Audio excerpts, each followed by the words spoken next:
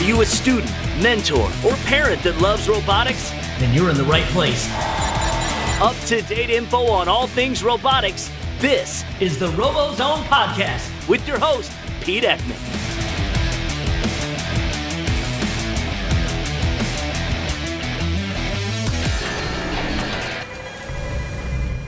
The RoboZone podcast is brought to you by Kettering University.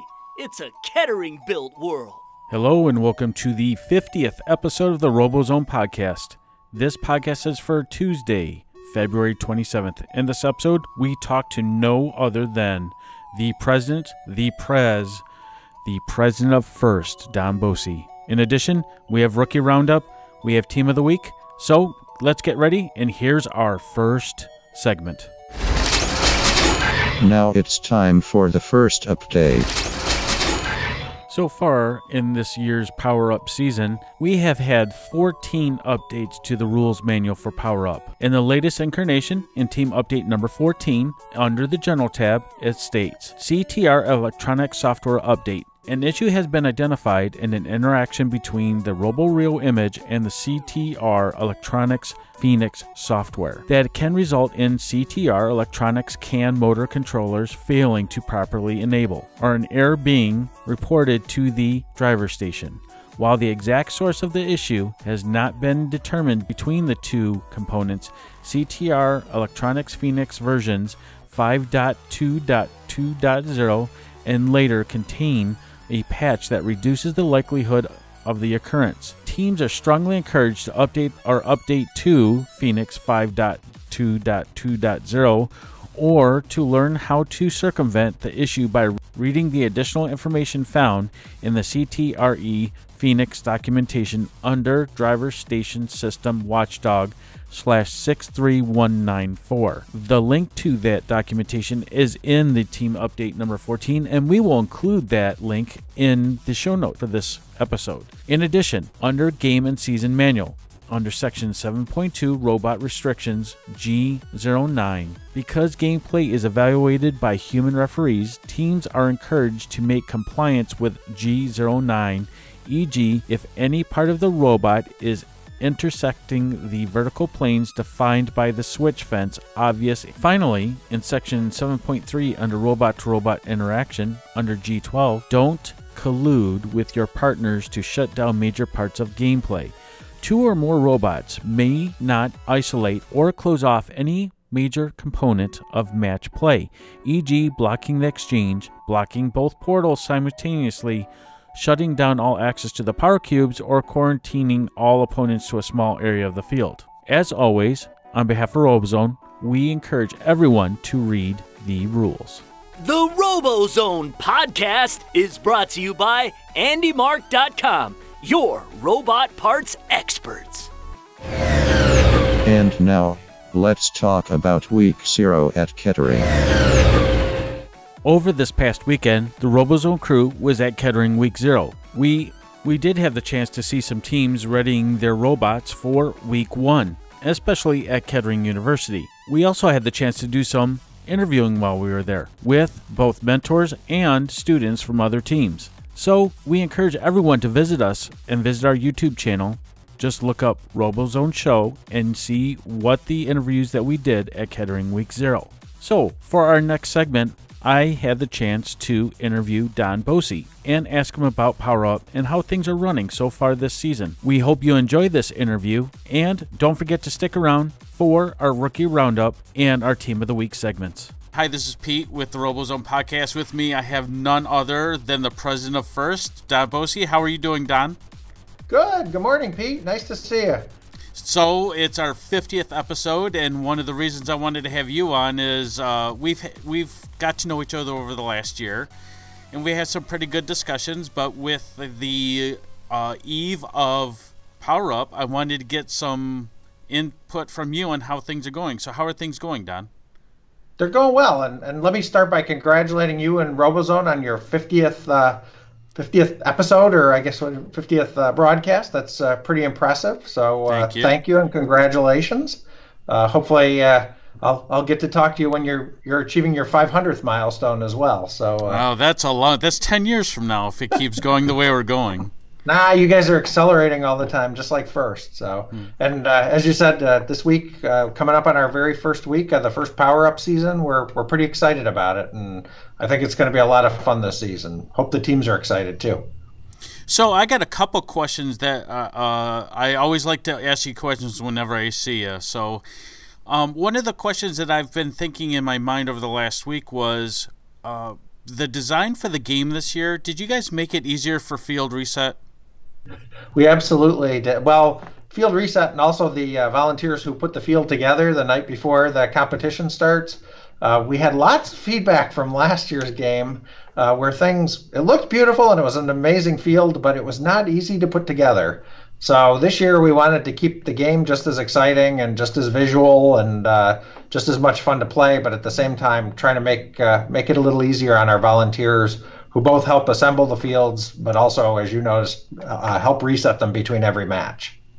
And what is the feedback that you've gotten so far on the game? So far, I've heard mostly positive things. I did have one longtime supporter say, it's as hard as ever to understand this game as all the rest, which we try every year to make. It's just about controlling a balance and a scale. It's not that hard. But we've heard mostly positive things, and I did get to go to a week 0 event last week to see some, kind of scrimmage action. And I would say the event I went to, the robots looked pretty decent, and the gameplay looked pretty good. So we're optimistic, but we never know until we see what you guys do with it. Now, me personally, I think this year's a lot easier than understand than last year. I mean, it's domination. I've always said, because I play video games just like pretty much every student that we have in first does, and it's just like domination. So you're just controlling the points. Once you control the points, you win the game. So. Yep. It's interesting to think, though, a really close match might lead to a lower score this season, right? Because if the switch and the scale are always going back and forth between alliances, then it's possible that the really nail-biter kinds of matches might actually be low score. So I can't use my usual metric of like, what's the record high score? Because that doesn't necessarily, that might not be such a good match. That could mean it's a blowout. And we don't like to see those. Right, and if climbing wasn't as hard last year, you made it twice as hard for us this year because, you can always get the center. The center is going to be kind of easy. Well, not easy. Yeah. I'll say that it's not going to be as easy, but it's pretty straightforward. Pretty straightforward, but climbing from the sides, we've seen some concepts now where people deploy ramps and you have to drive your robot on and that type of thing. So did you guys want to make it harder on us? Oh, yes. So certainly. What do you think the game's going to come down to this year? I mean, we've always said that week 1 to championship is different. So how do you think we're going to start off this year? So it'll be interesting. I mean, I think I think there's a lot of strategy involved this year. It's not just about sort of the robot action, but really thinking about how to use the power-ups and the boosts and when and all that. So we think this is as much a mental game as it is sort of a game played by the robots on the field. I think as the season goes on, I think that strategy, that kind of gameplay strategy, will become more important. And again, I suspect also, be interesting to see how early in the season, how many alliances can get 3 robots to climb in the end, as you noticed. I suspect by the time we get to championship and Einstein, teams will have figured that out pretty well. But already we're really happy that we're seeing a diversity of approach to doing that. A lot of different design approaches. It's not easy picking up a 150-pound robot or two. Or two, yeah. And we've seen it done already, and we haven't even competed yet. So yeah. It's kind of cool to see those designs and people thinking outside the box. It's the one thing I love about First is you don't have to have a template. It's however you can get things done. It's one of the things I love. So how many active teams do we have right now, Don? Do you know off the top of your head? 3660, I think, is the number. So actually this year we have a record number of rookies joining us. If I remember right, it's 475 new rookie teams. I'm one of them. Oh, congratulations. Welcome to First.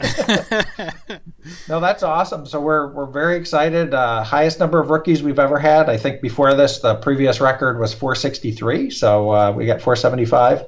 And we also have record retention of veteran teams. So just like a hair shy of 95% of all the teams that participated last year came back this year. So we think that's pretty exciting.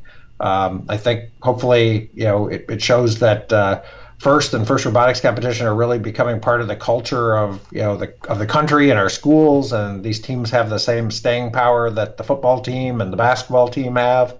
And so we're really excited. 3660 is a pretty impressive number, and next year we're going for 3,900. So we have the St. Louis Championships now in my backyard in Detroit, because I'm in here in Michigan. So are you guys planning in the future to go to 3 regional world championships? You keep growing and growing and growing. More teams want to get into the world championship. Is that how the FIRST is thinking about it? So it's not necessarily an immediate plan. Part of what we could do down the road is maybe someday there'll be an Asia Pacific Championship or a Europe, Middle Eastern. So, that's another possibility as well, because we're seeing terrific growth in both of those geographies. So there's no immediate plans for 3 championships. As always, I'd love to get them skewed a little more east-west as opposed to kind of northeast, southwest. But for now, we're excited about both Houston and our new championship city in Detroit, which I think is going to be a lot of fun. And we've got some great excitement in store for both of those championships this year. I think I just like the back and forth between the championships. I know we heard it last year with Houston was better, no St. Louis was better, but the grand champion, as I call it, or the tournament champions, was from the St. Louis area. So buy a hair. But in the end, it's a win, not a loss. Or as long as we're being competitive under gracious professiononsalism. Yep. Yeah. No, those were amazing matches. Honestly, I mean, it was really you couldn't get closer, and both. Honestly, both championships have, we try to make them as similar as possible, but, they can't be exactly identical. And I assure you there's going to be very, very cool things about being in Detroit and the experience there. And the same way, I think teams really enjoyed the Houston experience last year as well. Just have to hope for good weather in both cities. Oh, yeah. Well, we're through. I think we're through the snow. It was snowing a lot, and we got like 3 inches of rain in a single day here last week, so people still trying to dry out. Get it out of the way now so we can have a dry spring. Well, I know the ongoing joke for St. Louis was that a lot of people know that it rains when FIRST championships come to St. Louis. So maybe we have we'll knock on wood. There's not wood right here on my desk. We'll knock on wood that we don't have rain this year in Detroit. Well, we even had a little bit of a water game last year in St. Louis, right? Oh, don't bring that up. Don't bring that up, Don. You're going to start Twitter and Facebook and Instagram. Going to start. He said water game. He said water game, and we've joked about that in the past. Well, if you think setting up the fields and reset is hard on the Volunteers, I assure you a water game will be the end of their first careers after all the work that would entail. But you never know. You never know. And scuba diving, we could have all the field reset underneath the water. I mean, I'm serious. They're going to start the powers that be. All those kids are going to start talking about a water game, and we're going to be in for it. You and me will be saying, "Oh, they said on the podcast." No, I don't know. We're just joking. Well, if I remember right, you're ex-Navy, right? So we might have to get all your Navy SEAL friends in. We have subs. We could always have a sub game. That's possible. Well, not this season. We got to get through this season first. Right. So, what are you looking forward most to this season? I mean, it's a new game, and we've learned in the past, and people seem pretty excited about this game. So, what are you looking forward to personally? So, Dean has a great quote, and he's like, only one of the robots wins or one of the alliances wins, but all of the kids win.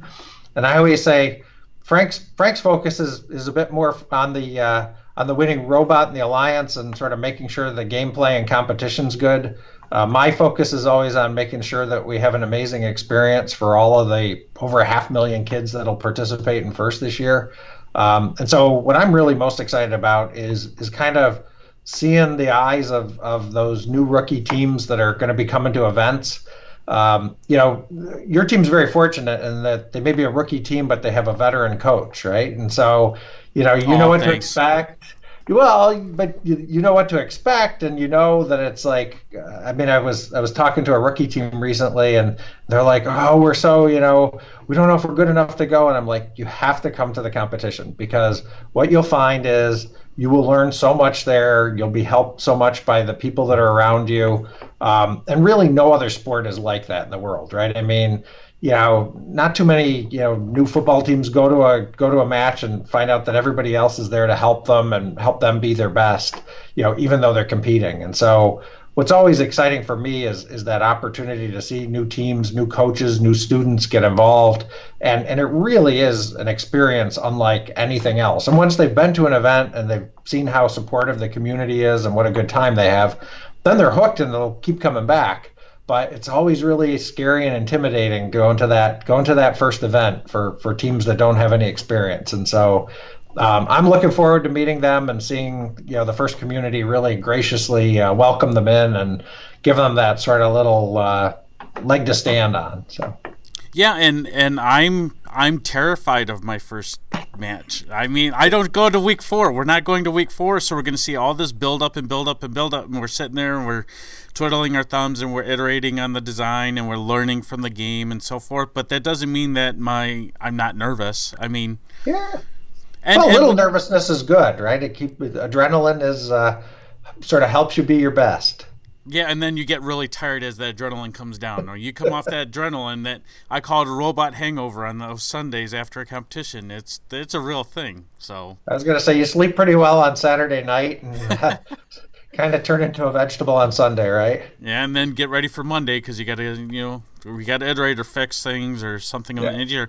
But you said something about a rookie team that you talked to, and they were nervous about getting to Worlds, right? We've had rookie teams win Worlds, so it is possible to do that. And one of the things you guys through your alliance selection process is it kind of enables us to do that. Right. Yep. No, I was going to say, I mean, we have it intentionally designed that there's always the pretty much anybody can come out of anywhere. And I always say, I realize there's sort of teams that are better resourced than other teams, but I do fundamentally believe that everybody was sort of created with the capable brain, and I'm hoping in our sport that it's kind of that muscle upstairs between the ears that really helps distinguish people, that and their behavior. So we're excited, and I'm pretty sure that a lot of the rookie teams are going to do some amazing things this season, as well as all the veterans. Did you ever think that someone would be shooting a milk crate into the air when you guys designed this game? Because we've seen a lot of that happening. There's definitely distinctive types of robots that we're seeing already this year, but the ones that are kind of funny, well, not funny, but interesting to me are the ones that shoot them up into the air.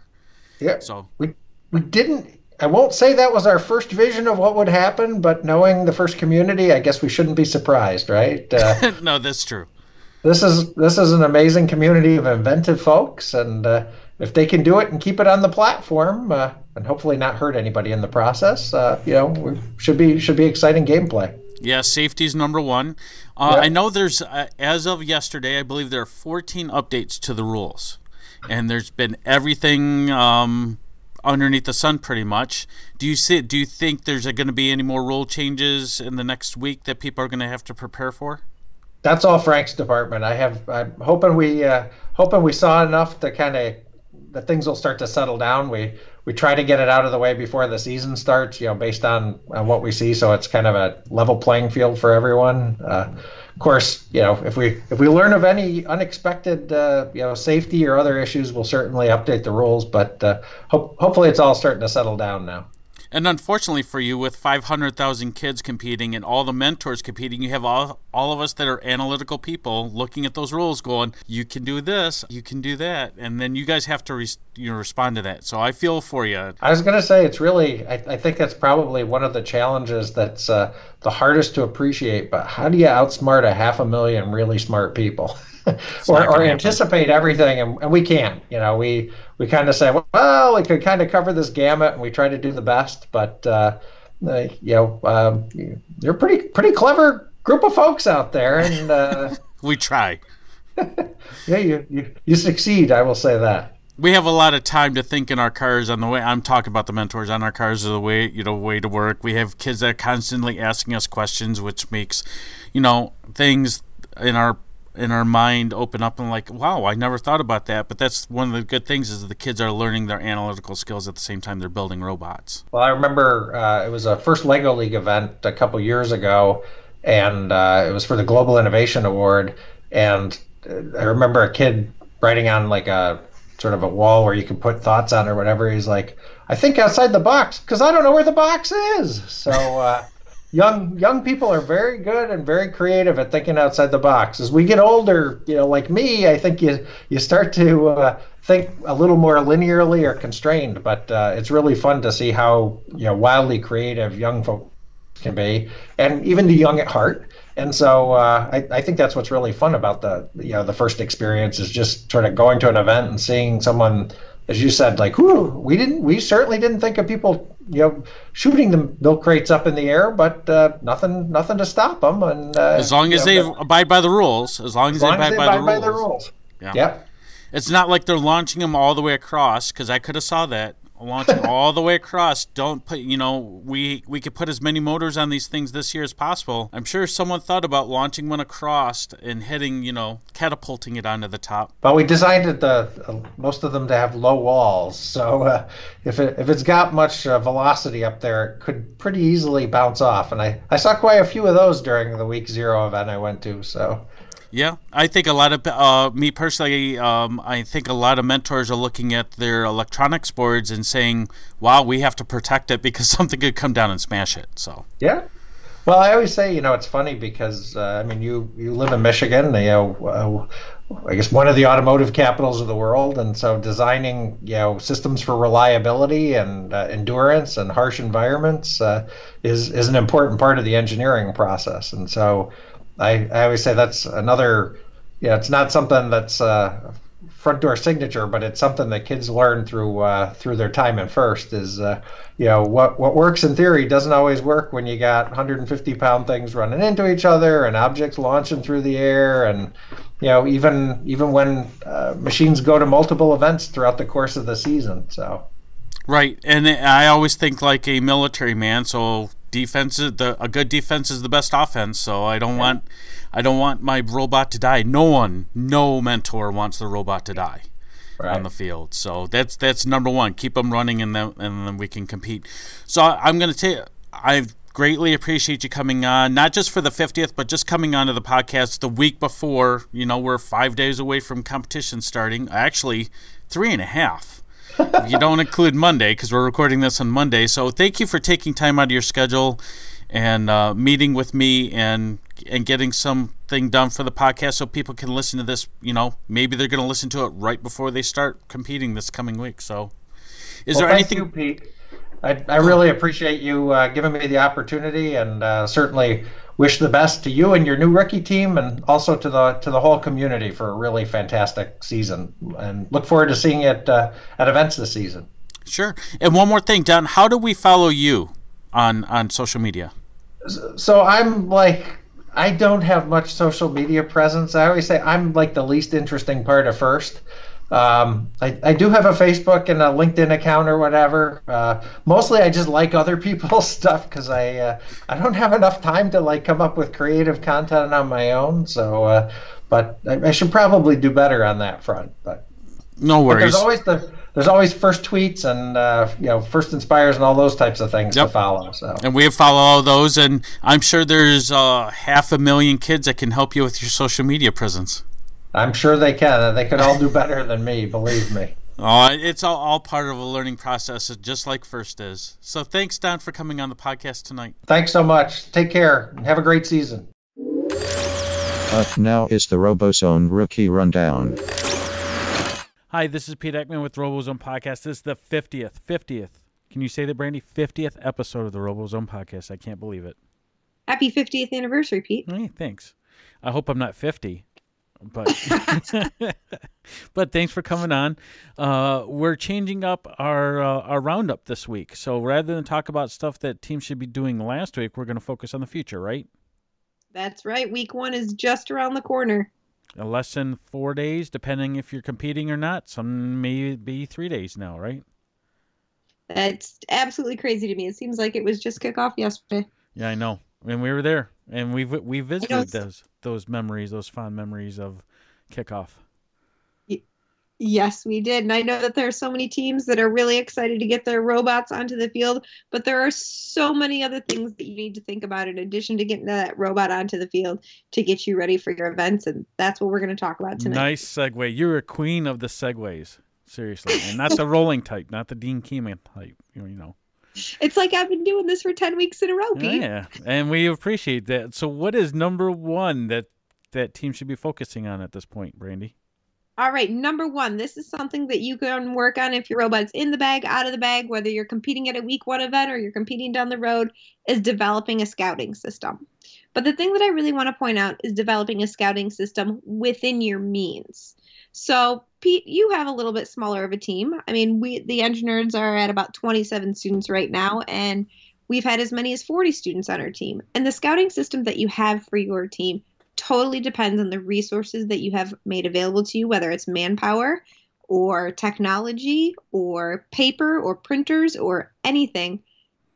You want to build a scouting system that is within your means and collect the amount of data that you are going to be able to actively collect, manipulate, and output something that will help your team be more successful at the event. All accurate.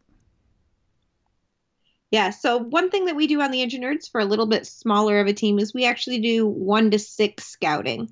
So this is where we have one person or 2 people watch the entire game, and then you rank all of the robots on the field 1 to 6. You put it all into an Excel database, and you average the teams, and hopefully if you're ranking team number 1 as the best robot during that match, and 6 is the robot who performed least well that match, when you average all the numbers together, the robot with the lowest score should be higher on your pick list. But then, of course, based on your robot's ability and your team's ability and the kind of alliance that you're trying to form, you're going to want to pick the best robot for you, but that will definitely give you a place to start. Interesting. I never thought about one person watching all 6 teams out at the same time. It really gives you a sense of a certain robot being the best robot on the field every single match, right? Or a single robot being the least successful robot every match that they go out. So this really gives you a more comparison-based scouting data instead of an individual team's abilities type data. It's a really great way for a rookie team, a low resource team, or a very small team to be able to scout successfully. Okay. And is that just match scouting we're talking about, Brandi, or is that pit scouting as well? That is just match scouting. I think this year pit scouting might not be as big as in years past. One rule that we do have on the EngiNerdz is when you're pit scouting, you should never ask a question that you can answer yourself simply by looking at a team. So instead of stopping someone from working on the robot to say, how many wheels do you have? Use your eyes, look at the robot, see what you can answer just by looking at it. Right, that makes sense. I mean, you don't want to interrupt them, and you don't want your team interrupted, so you want to try to be as gracious and professional as possible, to use a first term. Exactly. And I mean, you can do things like how tall is the robot? You should be able to get a rough estimation of that by looking, and you might have to ask in sometimes. But, if you look at a robot and they're only 24 inches tall, they don't appear to have any way to, extend up to score on the scale or those kind of things. Just use common sense and common judgment when you're talking to teams and try to gain the information that you need while being as least invasive as possible. Makes sense. That's kind of how we do things. That doesn't mean that that's going to work well for every team, but that is definitely a great place for a rookie team to start.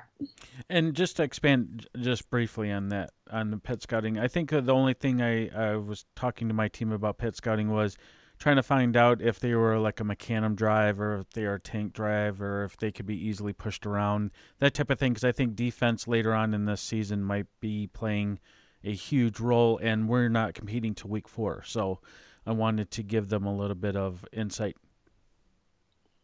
And I definitely think that, if you have students on your team who aren't familiar with the different kinds of wheels, having a little bit of a boot camp beforehand might be a great thing for you to introduce them to the difference between an Omni wheel and a Mecanum wheel and a traction wheel, and, talking about the difference between torque and speed, so that so that students on your team understand that other teams might be going for a speedy maneuverable bot, or they might be going with a bot with a lot of torque that can have a lot of pushing power. And that's the exact reason why we're going to Kettering week 1. Yep, and we'll see you there. Yes, ma'am, we will. Okay, so what's number 2? Number 2 is continuous improvement. This is definitely something that the EngiNerdz live by, and that I wish every rookie team from the moment that they start would think about. One thing that we always talk about at our workshop and everything that we do is continuous improvement. Because if you are not committed to making improvements to your team, everyone else around you is, and you will fall behind. So this comes into play when you're talking about your robot. Whether the design that you have come up with right now will stick throughout the rest of the build season, or will you look at your robot, your team, your teammates, your scouting system, whatever it is on your team, and say, is this the best that it could be, or could we make any changes to it to improve it and make it better for the future? Being stuck in your ways and wanting to do things a certain way because that's the way that you've always done them is usually something that adults get stuck in. So for the students that are out there listening to this, remind your mentors on your teams that sometimes change is a good thing. That's very true. Number 3, Brandi. Number 3 is getting your pit ready for competition. There are a lot of things that you need to take into consideration that you might want to bring with you when you go to an event.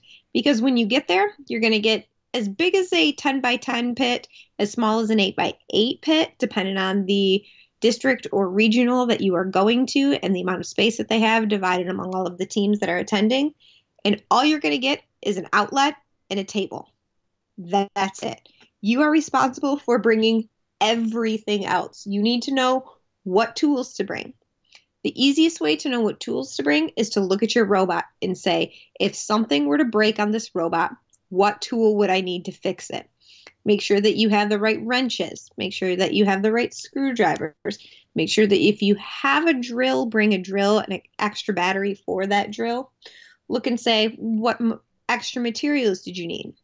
During your testing, did you have something that broke frequently that you might want to bring extra parts, extra materials to fix in case it breaks? What fasteners do you have on your robot? You would think that fasteners would stay put on a robot, but there's always the robot barf box at the field, and it's always full of nuts and bolts and fasteners from every robot from every match. You're going to lose fasteners. Bring some extra ones. I've never heard of the barf box, honestly. It's called maybe because you've never had to go fish anything out of it before. The field crew, after every match, goes around and picks up all of the things that have been deposited onto the field by robots, and there's usually a box at the FTA table with all of the miscellaneous things in it from the field. Well, you find some great treasures in there sometimes. Yeah, as a rookie team, I mean, that's great news. I never knew there was that box. I thought they just throw stuff out. So nope. That's so a good one. If you lose something off of your robot that you don't have a replacement for and you don't know where it went, check the barf box. Nice. Okay, we're up to number 5 already. We're on number 4. Oh, I'm getting ahead of myself. Sorry. It's okay. So if you're not attending a week 1 event, if you're not competing at a week 1 event, try attending one. I know, Pete, you and I both talked about the fact that we're not competing week 1, but we're both going to be heading up to Kettering University in Flint to go watch in person. This is the best way for you to see how the game plays out, how the rules are being enforced, where the safe zones, where the pitfalls of the field are, how the traffic flows on and off the field, how pits are set up. It's an invaluable opportunity for you as a mentor to go so you can logistically kind of have it wrapped around your head of how you're going to manage your team at one of these events, especially if you've never been to one. And then as a student, I tell you, there's nothing like walking into an event for the first time and looking around and seeing, the big screens and the lights in the field and hearing the music and seeing the hustle and the bustle, especially again, if you've never been to an event before, to check it out so that you don't have that initial shock when you're trying to load in your pits, because it's a lot to take in, especially if you have students on your team who have sensory issues. It is a lot to take in, and you're going to want to take that advantage to go first. And if you can't go, many events stream it online. You can go to the Blue Alliance, look up the district or regional that you want to take a look at, and the link should be on there to the live stream, and watch it online. If you're developing your scouting system, this is a great opportunity for you to take it to the event with you or to watch online and test it that way. Not only that, but you get the dirt on. Well, you get the stats on the teams that are already there that may be seeing at your first competition. Exactly. That, and you get an opportunity to look at other robots and see if something that they have on their robot would be a great improvement for yours. So if you really are committed to continuous improvement and you're going to have some unbagged time or use your withholding allowance for it, there's nothing wrong with being inspired by another team's design. FRC is a great community of collaborators, and taking an idea that someone else had and making it your own is a perfect way to teach your students the idea of iteration and the fact that sometimes imitation is the best form of flattery. Oh, I was trying to think of that phrase, and you just grabbed it from me, so thank you, because I couldn't remember it. I was thinking flattery, I know is the last word, but I couldn't remember the first couple. So now we're on number 5, Brandi. Now we're on number 5. Number 5. This one's for the mentors out there, or if you have students who are in charge of the organization on your team, creating student schedules and assignments. We've talked in the past about an overall team agenda, but this is a more specific approach to organizing which students are going to be doing which things at what time and where. This is very important, especially if you have a large team or if you have students who are going to be switching jobs. So what we do on the EngiNerdz is we break down the event into 16 match increments and assign students jobs during that time. So they might be scouting for 16 matches, and then they're going to be in the pits, and then, they're going to be having free time so that they can talk to other teams, check out other robots, trade shirts with people. But it's really important from a mentor's perspective to know where all of your students are at all points in time. And what we do is we make an Excel spreadsheet that has everybody's names and everybody's assignments for the day at it, and we distribute that to everyone. So now the students are holding themselves and each other accountable, and they know who is doing what and when, and if you need to find someone, where to go to find them. You can also include mentors on this schedule if you have more than one mentor on your team who's going to be doing specific jobs or be in a specific location. Then you need to figure out how are you going to post this.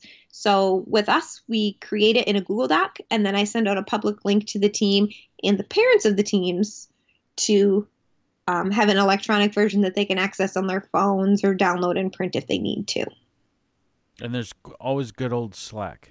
I love There Slack. is always good old Slack. Number 6, Brandi. Perfect segue into number 6. Communication at events is key, especially again for the mentors and students on the team to know where everybody is at all points in time.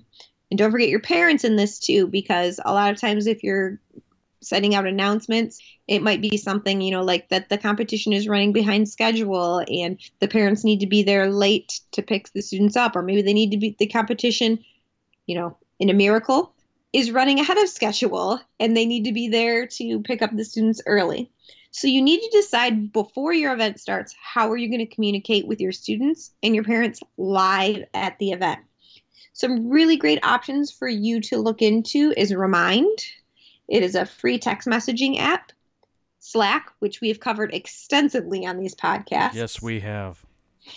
Maybe you're going to use a group text if that's what works well for your team and the resources that you have made available to you. I know teams that create a private Twitter account and they use Twitter to tweet out to the teams and their parents. Just find what works best for your team and go with it. Many of these, actually all of these things, have a free option, and you can maybe make it mandatory for your parents and your students to sign up. That way, you know that everyone is gaining the communication that you need. And that's as easy as making sure people say, "Oh, I didn't know about that." And I said, "Well, it's in the Slack." You know, always look in the Slack. I mean, it's on every device. And I'll just curb it at that and get off my soapbox because I love Slack, and we'll talk about it for half an hour. Yep, and parents, especially parents, you know, in the generation of the high school students these days, they're not so great with Slack. Apps like that, not necessarily their cup of tea. So something like Remind might work better for you working with parents, where it's just going to send them a text message that they don't have to open an app, they don't have to respond to, they don't have to know what an emoji is. They just get a message that has the information that they need. Or they can get closer with their kids and learn what Slack is or similar solution and have an extra tie to their child so they know what they're doing. In an ideal world, yes. I know. I'm just preaching to the choir, Brandi, preaching to the choir. Number 7. All right. Number 7, I think, is definitely one of the most important in this. And it kind of goes along with the whole continuous improvement, is utilizing every moment. When we speak to a lot of rookie teams, they don't realize that they should show up as soon as they can on Thursday. They should be there when the doors open on Thursday, because Thursday is prep day. A lot of them look at it and say, there's no matches on Thursday. Why do I need to come early? I'm just going to show up early on Friday morning. Thursday is a very important day. If you're there, there's going to be practice matches. There's going to be a practice field. There's going to be inspection time. There's going to be time for you to work on your robot. There's going to be so many opportunities for you to make that continuous improvement that you have hopefully committed to doing, and you should utilize every single minute of it. Just like your unbag time, where you're trying to plan and do the things that you need to do and get stuff done, utilizing Thursday is a big thing. If you run into a problem, make friends. Ask the person who's pitted next to you or across from you. Network. Make friends with people. Ask to borrow stuff. If you forgot something, there is 100% chance that there is a team there that has what you need and will lend it to you or even give it to you. The FRC community is an amazing place with amazing people. How about get the swag before everyone leaves? You know, they run out of stuff. That's true. That usually happens pretty early on. But then, you know, Friday in between matches, working on your robot every chance you can. And then Saturday during the event. For teams who don't make the eliminations or are eliminated early, don't put your robot in the bag and give up on it then. Use every minute of that pit time that you have to make improvements to your robot, to take off that 30 pounds for you to have for your withholding allowance, to measure, to weigh, to do things that you need to do to prep yourself to use your unbag time for next time. Wrench on that robot as often as you can and make sure that you're fine-tuning it, that you're taking it to the practice field, that you're utilizing practice matches, that you're deploying code, that you're talking to teams, that you're doing everything that you can do to utilize every single moment. You just spent 6 weeks building this robot. Use it to the best of its ability and let your students absorb every moment of the competition, because this is why we do it. Not only that, if I can add another piece onto that, Brandi, is if you're a rookie team and you didn't make, say you didn't get selected for any of the alliances in the playoffs, make sure you stay around, because there's always the chance of a robot breaking down and they need someone to fill in, and we've seen teams win championships that way. Just saying. I know a rookie team who happened to win the Michigan State Championship as being the backup bot. They had to go in when another team broke down, and they're the first and only rookie team to win the Michigan State Championship, and they were a backup bot. And that wasn't too long ago either. It was, what, 3 years ago, 2 years ago? I can't remember which one it was. Was nice. Team 6086 out of Mount Morris, the Ignite Academy, Team Ignition. Just saying, stick around. You've paid into it. You've put all your blood, sweat, and tears into it. Stick around. Just learn as much as you can for the next year. One thing that we always talk about on our team is the fact that if you're not playing in the eliminations, you should be watching the teams that are and find out why they are and why you are not. Look at what they do to prep for every match. Are they running through a checklist?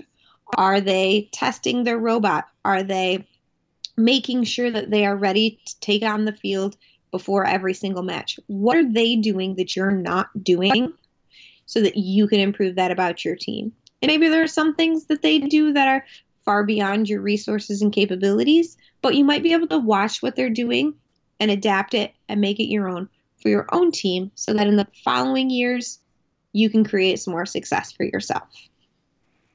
All great pieces of advice, Brandi. Once again, you knocked it out of the park. I think the Lions should hire you. I'm just saying. I'm not really a sports kid person. No, but you're very motivational, and motivation sometimes carries a team more than pure talent. Not that you're not talented, you know what I'm saying. I'm just roping myself into a very deep hole. Well, the fact that I'm not an engineer, me being able to contribute this to my team, I think is a valuable aspect that is sometimes underrated. But I'm glad that I can come on here and talk to you and help teams like your team and other teams, kind of get their bearings and be prepared for events. Hey, Brandi, look at it this way. I never knew of an engineer that actually won the Chairman's Award. It's always someone that goes above and beyond and actually does the other stuff other than wrenching on a robot that helps teams win those Chairman Awards, which is the most important one. So. Yep, and that's all about inspiration. Yes, ma'am. Do you have anything else for us tonight, Brandi? Any more words of advice? I think that's it. By this time next week, the EngiNerdz will be preparing to take on the St. Joseph District on the west side of the state week 2, and we're very excited. Thank you once again, Brandi, for stopping by. We will check in with you next Monday, and that will be a very short interview because you'll be preparing for your competition. So thank you again for coming on. I know you're not feeling too good, so we all hope you feel a little bit better very quickly. All right. Thanks, Pete. Take care. Up next is the RoboZone Team of the Week. For this week's Team of the Week, we don't have a number that's associated with this team. This team consists of FTAs, it consists of referees, it consists of volunteers, it consists of field reset individuals, it consists of anyone that helps to put on these week 1 competitions. No matter where you are, what state you're in, if you're in a district or if you're in a regional, make sure that you reach out and thank all the individuals that volunteer their time to make sure that we can compete on the field. So if you're any one of these many people that is out there working to make sure that week 1 is a success, thank you for what you do for us, and you are part of the Team of the Week. And with that ends the 50th episode of the RoboZone podcast. If you've had the chance to listen to this podcast or any one of our episodes, thank you for listening.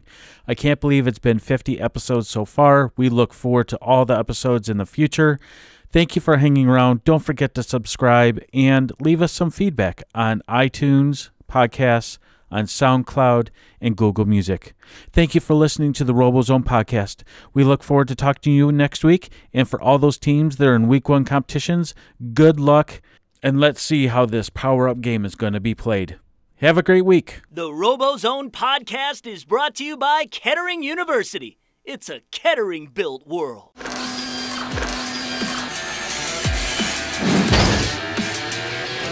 Thanks for listening to the RoboZone podcast with your host, Pete Ekman. Find us online at robozonetv.com and on Facebook, Twitter, YouTube, and Instagram.